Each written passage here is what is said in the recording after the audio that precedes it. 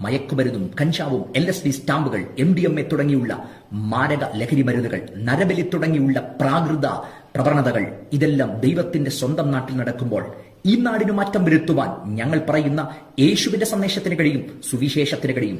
സുവിശേഷം മാനവികതയുടെ സന്ദേശം, മനുഷ്യത്വത്തിന്റെ സന്ദേശം, സാഹോദര്യത്തിന്റെ സമഭാവനയുടെ സന്ദേശം, സമത്വത്തിന്റെ സന്ദേശം. അതാണ് ഞങ്ങൾ പറയുന്ന യേശുവിന്റെ സുവിശേഷം എന്നത്.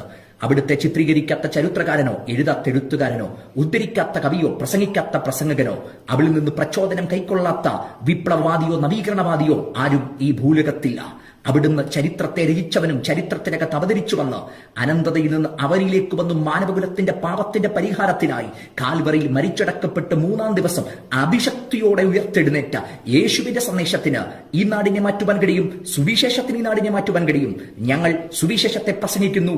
യേശുവിന് ഈ സമൂഹത്തിൽ പരിവർത്തനം വരുത്തുവാൻ കഴിയും.